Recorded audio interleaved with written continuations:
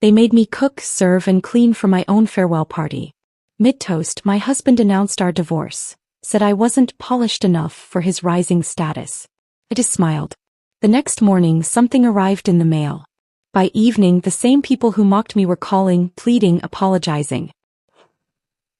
"I still can't believe you're leaving," Andrew said, grinning like he'd just told the best joke in the world. I didn't answer. I just stared out the car window, watching morning traffic crawl along. My stomach was in knots, but I kept my face calm. If I showed even a flicker of what I felt, he'd notice, and I wasn't in the mood for his teasing. "Big day for you," he added, tapping the steering wheel like he couldn't wait to get there. "You'll want to remember every second." Something in his tone made my skin prickle. But I forced a little laugh. "Yeah. I'm sure I will." Before we go deeper, thank you for being here to hear my story. If you believe kindness and dignity belong in every workplace, subscribe. It's free and helps empower more women like us. Now let's keep going. The office parking lot came into view and my chest tightened.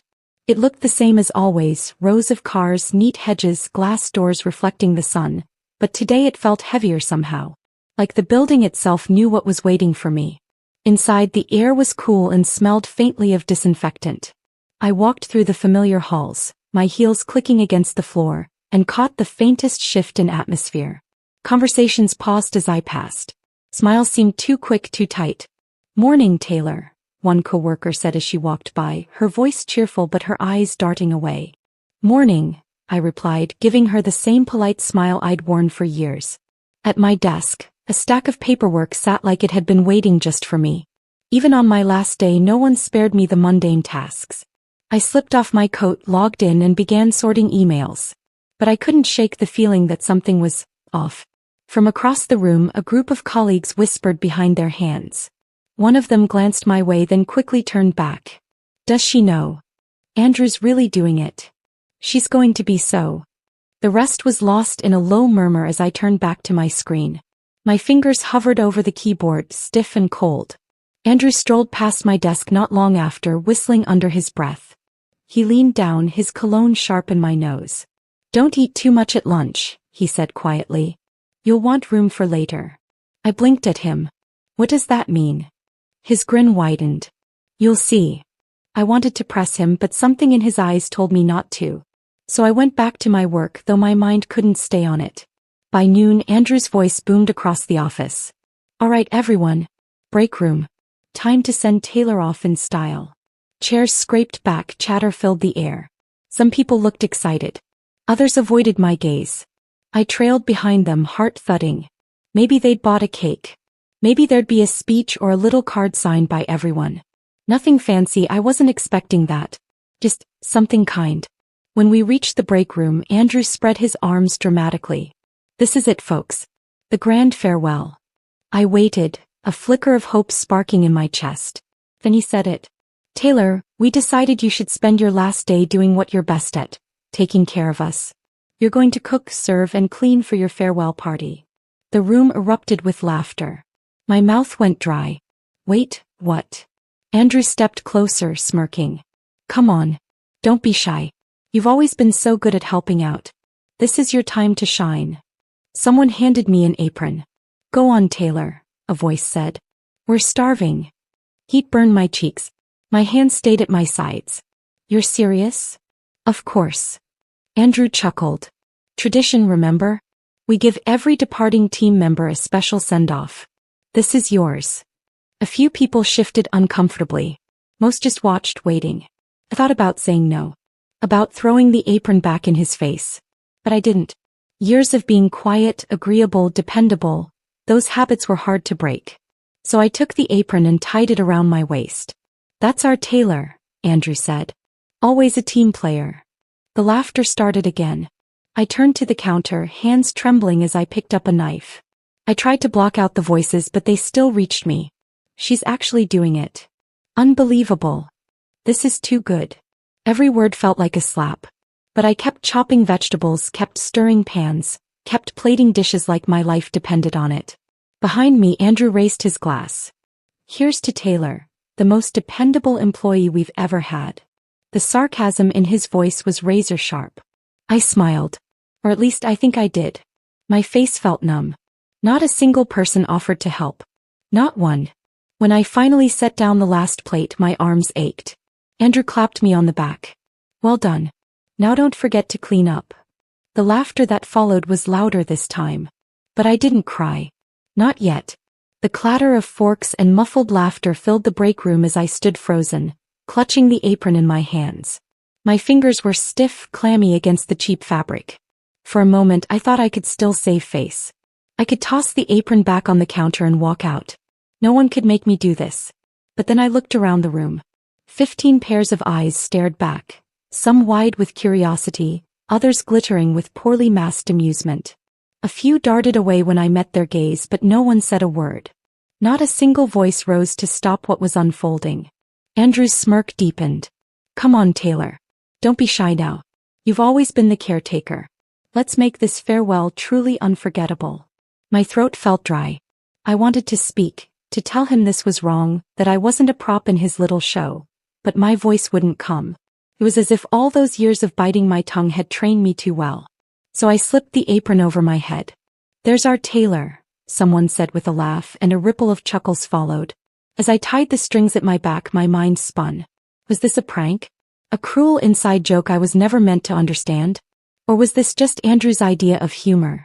Twisted, petty, and public? Hope you don't mind handling the whole spread, Andrew added. The team's starving. The sound of chairs scraping back made me flinch. Colleagues settled at the long table, already chatting among themselves. I could hear the hiss of a soda can opening, the clink of ice against glass.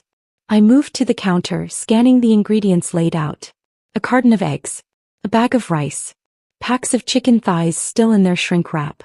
Vegetables haphazardly dumped from grocery bags. No plan. No recipe. Just a pile of supplies as if someone had thrown it together last minute. Better hurry, a voice called from the table. We're on a tight lunch break. I gripped a knife, knuckles white. My hands moved mechanically, slicing onions, dicing peppers, while behind me laughter swelled. Andrew leaned back in his chair, one arm slung over the backrest. Remember that time you fixed the coffee machine single-handed? You've always had magic hands in the kitchen too. The sarcasm clung to his words like grease. I forced myself to breathe, to keep my movements steady. My mind felt like a fogged mirror. Every word they spoke echoed in that haze. Did she even get a goodbye card? Someone whispered. I think Andrew said he'd take care of it. Oh right. This must be what he meant. The murmur of their conversation carried easily in the small room. As I stirred a pot of rice, I felt sweat bead on my forehead. Heat from the stovetop prickled my skin. My legs ached from standing, but I didn't dare sit down. Plates began stacking up on the counter. Chicken seared, vegetables roasted, rice fluffed. I arranged them as neatly as I could, hands trembling slightly. Taylor, make sure mine doesn't have onions, one colleague called out without looking up from her phone. An extra chicken for me, another added. You know I hate small portions. The requests kept coming, each one sharper than the last. Andrew's voice rang out again. She's doing great, isn't she? The perfect hostess. Applause broke out, scattered and mocking. When I finally brought the first plate to the table, Andrew raised his glass. To Taylor, the most helpful staff we've ever had. Always ready to serve. The others followed, raising their glasses, laughter rippling through the room. I set the plate down carefully, afraid my shaking hands would spill it. Here you go, I said softly. Andrew looked up at me, his grin wide. Don't be shy, Taylor. Smile for your audience. Something inside me twisted. I felt my lips stretch, but it didn't reach my eyes. I made round after round from the counter to the table, balancing plates, refilling drinks, collecting empty dishes. My blouse clung to my back, damp from the heat. Taylor, more napkins here. Can you grab some ice? There's a spill. Mind mopping it up? They kept eating, kept laughing. No one offered to help. No one said thank you. Once the last crumbs were scraped off their plates, Andrew leaned back in his chair, patting his stomach. That was fantastic. Really. You've outdone yourself. The sarcasm in his tone stung like a slap. Now, don't forget to tidy up before you head out, he added, waving toward the pile of dirty dishes stacked in the sink. Laughter erupted again, louder this time, less restrained. I stood frozen for a moment, gripping an empty tray so tightly my fingers ached. Chop chop, Taylor, someone said with a chuckle. The break room emptied slowly, chairs scraping back as my colleagues filed out. A few gave me pitying glances. Most didn't look at me at all. Soon it was just me in the mess. Crumbs littered the floor. Greasy plates and glasses crowded every surface. The smell of chicken and detergent hung in the air. I turned on the faucet, watching water gush over the stack of plates. My hands moved on autopilot, scrubbing, rinsing, stacking while my chest felt hollow. The echo of their laughter still rang in my ears. Andrew's voice drifted in from the hallway, loud and amused. Best farewell party ever. She really went all out for us. Tears stung my eyes, but I blinked them back. Not here. Not yet. I scrubbed harder, the sponge squeaking against porcelain. My hands ached, my back screamed, but I didn't stop. When the last dish was stacked on the drying rack, I pulled off the apron and folded it neatly on the counter. I stood there for a moment, staring at my reflection in the window. My face was flushed, hair clinging to my temples. But my eyes, they looked calm. Too calm. Something in me shifted then. A cold, steady sort of resolve. I wasn't done yet. Not by a long shot. The sound of the faucet echoed in the empty break room as I scrubbed the last greasy pan. The sponge squeaked against the metal, the water running warm over my raw, reddened hands. The room felt heavier now without their laughter filling it, like all the air had been sucked out, leaving me alone with the smell of detergent and roasted chicken. I set the pan down to dry and leaned against the counter for a moment. My back ached. My feet throbbed from hours of standing. But it wasn't the physical pain that got to me. It was the sharp, hollow ache settling in my chest. I stared at my reflection in the streaked microwave door. My eyes looked unfamiliar, wide and glassy. There wasn't anger there, not yet. Just exhaustion. A deep, bone-level kind of tired that comes when you realize how little you matter to people you spent years serving. I pulled the apron from my neck and folded it neatly on the counter. It felt heavier than it should have. In the hallway, muffled voices carried faintly through the thin walls. Andrew's laugh rang out, bright and careless. You really went through with it? A male voice asked, tone thick with amusement. Of course, Andrew replied, his voice dripping with pride. It was the perfect send-off. Classic Taylor, right? So eager to please. She probably thinks we were being sincere. They both laughed. She should thank me, Andrew added. I gave her a chance to feel useful one last time. The words hit harder than I expected. Not because they surprised me, but because they didn't. My nails dug into my palms. I blinked back, the sting in my eyes, refusing to let the tears fall here where anyone could see. A door clicked open down the hall. I stepped back into the break room shadows, not wanting to risk being spotted. Footsteps faded as Andrew and his friend headed out. Their laughter trailed behind like a bad smell. When the coast was clear, I grabbed my bag and walked to my car, my steps slow and heavy. The evening air was sharp and cool, but it did nothing to clear the fog in my head. Inside the car, I gripped the steering wheel and stared straight ahead. The parking lot was almost empty now, only a few cars left scattered like abandoned thoughts. I didn't start the engine. My hands wouldn't stop shaking. A memory surfaced, Andrew's voice months ago, casual over dinner. You should be grateful, he'd said, slicing into his steak. Not many women your age get to ride the coattails of someone on the way up. I'd smiled then, too tired to fight. Tonight the words tasted sour. I finally turned the key and pulled out of the lot, headlights cutting through the gathering dark. At home the house felt unnervingly quiet. I toed off my shoes in the entryway and let my bag drop to the floor. In the kitchen the clock ticked loudly, each second stretching too long. I didn't bother with dinner. The thought of food made my stomach turn. Instead I climbed the stairs and went straight to the bedroom. Andrew wasn't home yet. Probably out celebrating his little show with his colleagues. Or maybe he was with someone else. The thought didn't bring anger, not yet. Just a dull, heavy kind of knowing. I lay on my back in the dark, staring at the ceiling. Shadows from the streetlight outside danced across the plaster. Every insult replayed in my head like a broken record. Unpolished. Lucky to have him. Too soft for the real world. Each one felt like it had carved a notch into my skin over the years. I thought I'd grown numb to them. But tonight proved I hadn't. My phone buzzed on the nightstand. A text from Andrew. Thanks for being such a good sport today. Everyone loved it. You really made an impression. I stared at the screen until it went black again. Downstairs, the faint sound of a vacuum cleaner hummed in the background. At first, I thought it was my imagination. But then I remembered, tonight was the janitor's shift. I sat up listening. The hum stopped. Footsteps moved across the tile. A door opened, then closed softly. I didn't know that same janitor had been in the break room earlier, emptying bins as the laughter erupted around me. I didn't see him pause by the doorway, his eyes narrowing. I didn't hear the quiet curse under his breath as Andrew's voice carried across the room, dripping with mockery. But later, long after I'd left, he pulled a USB drive from his pocket and connected it to the security system's monitor. His fingers moved quickly over the keyboard. He copied a file, break room 3:23 p.m., and tucked the drive into a plain white envelope. On the front he wrote, "To Luke C. Urgent." He slipped it into his satchel and glanced over his shoulder, the break room now silent and dark. Upstairs, I curled into myself beneath the covers. I wasn't crying anymore. The tears had dried up somewhere between the office and here. Now there was only a quiet kind of clarity settling in. Like the sound after a storm. For years I'd let them define me. At work. At home. I thought being kind, helpful, and agreeable would make people see my worth. But tonight proved something I should have realized long ago. To them I wasn't a person.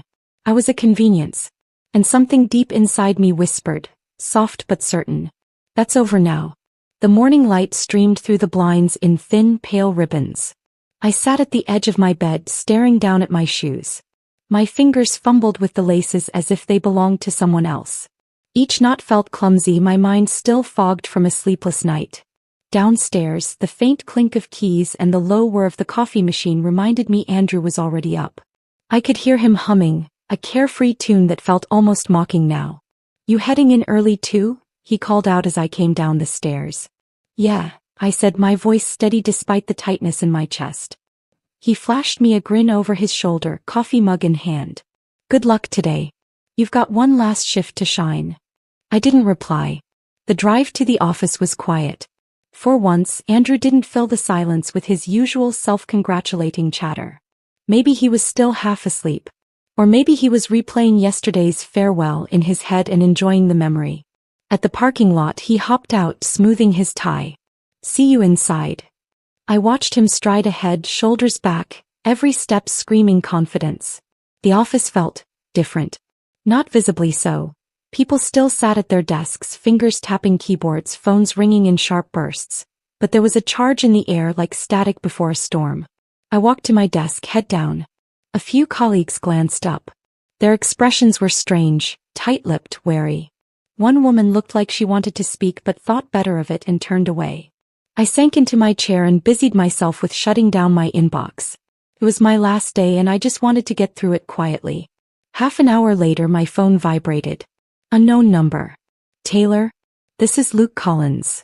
The CEO's voice was calm, measured, but there was something beneath it, an edge that made my stomach knot.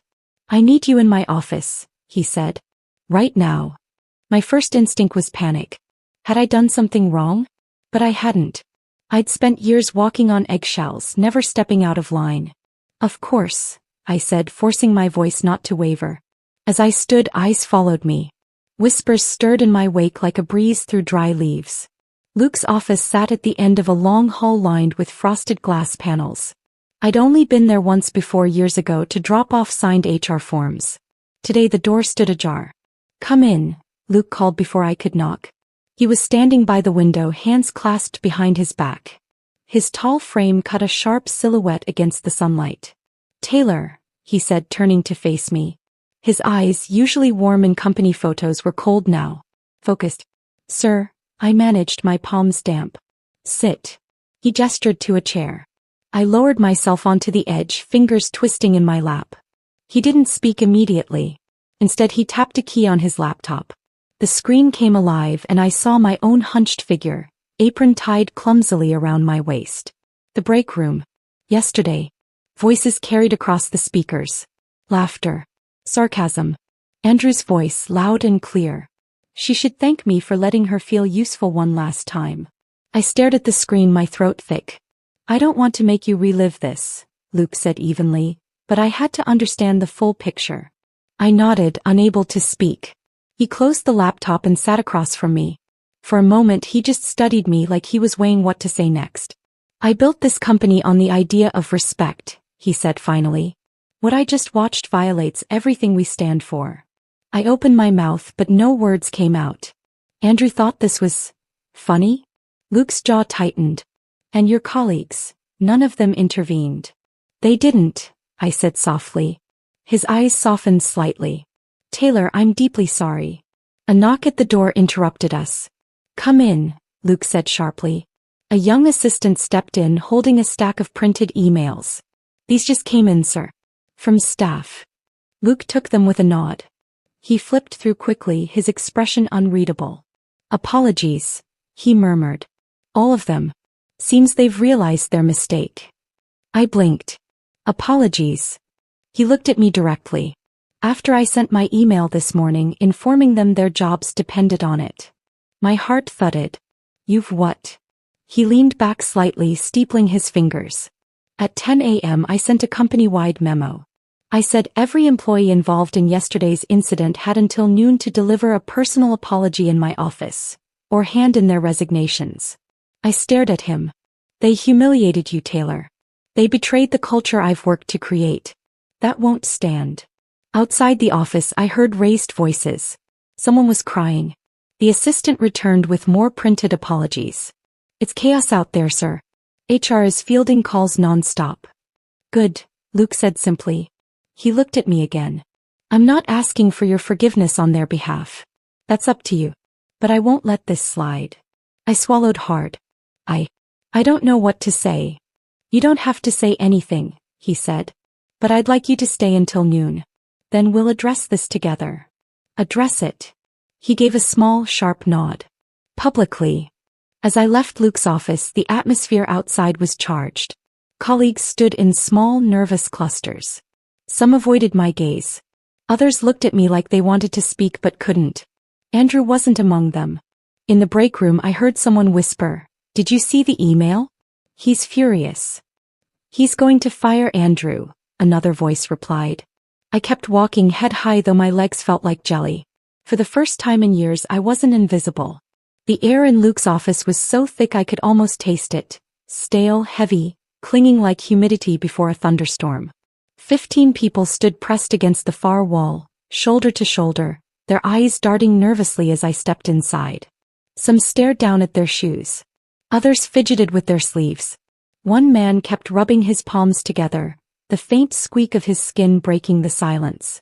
At the center of it all stood Andrew. His tie was crooked, his face pale. The smirk I'd come to associate with him was gone, replaced by a taut line across his mouth. Luke didn't acknowledge me at first. He remained seated behind his wide oak desk, fingers laced together as his eyes swept over the group. "You humiliated her," he said evenly, his voice low but sharp enough to slice through the room. "Now it's your turn." Nobody spoke. The silence stretched until it became unbearable. One by one they stepped forward. Taylor. Margaret, the office manager, was the first. Her voice wavered as she clasped her hands tightly. I'm sorry.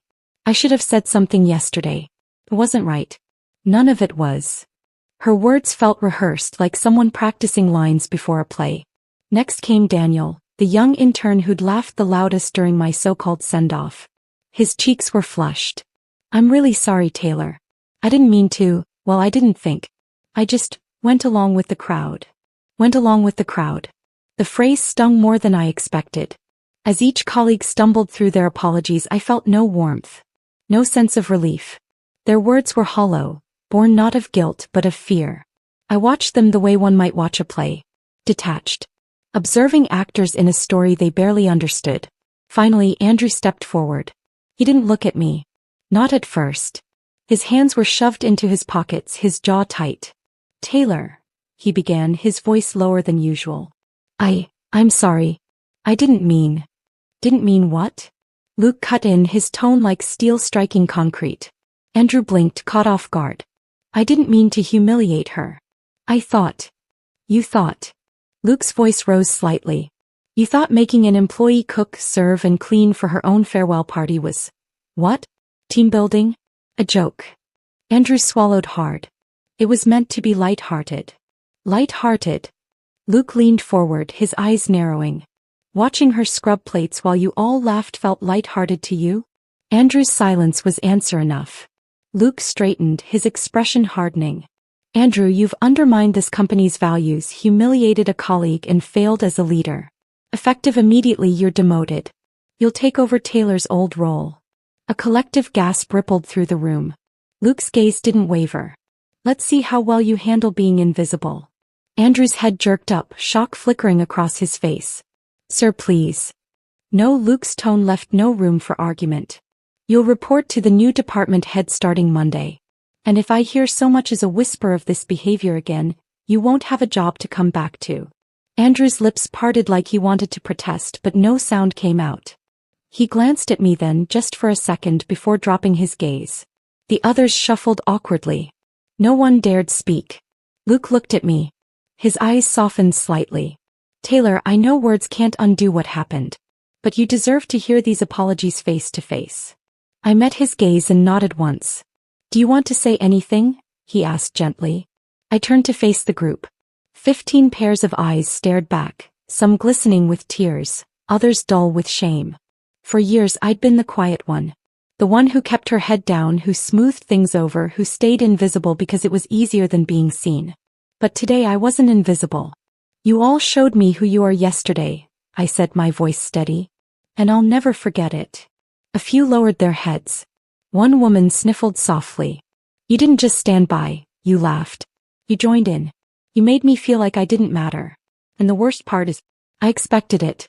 That's how little faith I had left. I let the silence settle over them like a heavy curtain. But I want you to know something.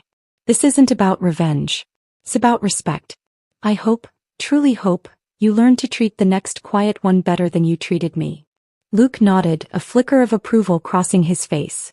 Thank you, Taylor, he said. You didn't have to come today. But your strength in doing so speaks volumes. He turned back to the group. You're all dismissed. Except Andrew. One by one they filed out, avoiding my eyes as they passed. Some mumbled another apology. Others stayed silent. When only Andrew remained, Luke stood. You've got a lot to reflect on. Start by cleaning out your office. Andrew nodded stiffly and left without a word. The door clicked shut behind him. Luke exhaled slowly and looked at me. Taylor, I've spoken with HR. There's a consulting position open if you're interested. It's remote, flexible hours and, frankly, pays better than what you've been earning. My breath caught. You're offering me a job? I'm offering you a fresh start, he said. I didn't answer right away. Think about it, he added gently. I stepped out into the hall, the weight of the confrontation still heavy on my shoulders. The office was unnaturally quiet, like everyone was holding their breath. As I walked past my old desk, I saw Andrew standing there, shoving his belongings into a cardboard box. For a moment our eyes met. His face was pale, his jaw tight. But there was no apology in his expression now, just bitterness. I didn't stop. I walked past my old desk one last time, the familiar scuff marks on the floor and faint smell of stale coffee clinging to the air. Andrew was hunched over, shoving papers into a box with sharp, jerky movements. His tie was loosened, his face pale and tight, but he didn't look up. Not when my heels clicked past him. Not when my bag brushed the edge of the cubicle. I didn't stop. There was no satisfaction in seeing him like that, only a strange, quiet calm settling in my chest. In my hands I held a plain manila envelope. My final paycheck, some HR documents and a small note from Luke. Taylor, the offer still stands. You'd be a tremendous asset. Whatever you decide, know this company will always value you now. I tucked it into my bag without reading further. Back at my desk, I gathered the last few belongings. An old mug with faint lipstick stains, a framed photo of my garden in bloom, a pack of sticky notes I never used. Funny how 10 years of work could be reduced to a single cardboard box. I brushed my fingers across the desk's surface one final time. It felt strange. No anger, no tears, just a lightness I couldn't explain. As I slid my phone into my bag, a new notification popped up. Church's new role offer. Taylor, as per Luke's suggestion, we're extending an official offer for the remote consulting position we discussed. Details attached. Please review and respond at your convenience. I opened the email. Better pay. Flexible hours. Respect baked into every line. For a moment I stared at the screen, unsure whether to laugh or cry. Before heading out, I turned one last time to the room. The office buzzed quietly. Keyboards clicking, printers whirring, hushed conversations flowing like a river I was no longer part of. Some people glanced my way. Most didn't. I didn't expect them to. At the door I paused. My phone felt heavy in my hand as I typed out a message to Andrew. Polish this. Attached. A screenshot of his demotion letter. I hit send without hesitation. The sunlight outside was blinding, warm against my skin. For the first time in years I didn't feel like I was rushing anywhere. I didn't feel tethered to expectations or weighed down by the invisible chains of staying quiet to keep the peace. I drew in a deep breath, tasting spring on the breeze. The world seemed bigger somehow. At the parking lot's edge I spotted the janitor from the other night. Frank, I think his name was. He was pushing a cart toward the maintenance shed, his steps unhurried. I caught his eye and nodded. He gave me a small smile, a knowing one. We didn't need words. On the drive home my phone buzzed. Messages stacked one after another. Andrew, that wasn't fair. You think you're so clever. Andrew, you won't last a month out there without me. Andrew, enjoy your little victory. It won't last. I set the phone face down on the passenger seat and kept driving. Home felt different too. Brighter somehow. I set the box down by the door and slipped off my shoes. The living room clock ticked quietly. I walked over to the window, watching the afternoon sun spill across the garden. A robin darted across the yard, landing on the fence before taking off again. For the first time in years I didn't feel small. I felt free. Later that evening I brewed a cup of tea and sat at the kitchen table. The offer email glowed softly on my laptop screen. I reread it, weighing the possibilities. I could take it. Prove I wasn't just lucky to have Andrew. Prove I'd been capable all along. But even if I didn't, I'd still won. The victory wasn't in the consulting offer or in Andrew's demotion. It was in knowing I'd survived. Every insult, every dismissal, every time they made me feel invisible. And I'd walked away stronger. As dusk settled, my phone buzzed once more. Another message from Andrew. You think this changes anything? You're still you, Taylor. You'll never be enough. I stared at the screen for a long moment before deleting the thread. No reply. No anger. Just silence. The sky deepened to a soft lavender. I stepped outside, feeling the cool air kiss my skin. This wasn't the end. It was the beginning. A new chapter. One I would write entirely on my own terms. I didn't look back at the house. Or the office. Or the years that had felt like a slow erasure. I didn't need to. The sweetest victory was in walking forward. Lighter, stronger, free. If Taylor's quiet triumph gave you chills, hit that like button right now. My favorite part was when she texted Andrew Polish this, with his demotion letter. What was your favorite moment? Share it in the comments below. Don't miss more empowering stories like this. Subscribe and tap the notification bell so you never miss an upload.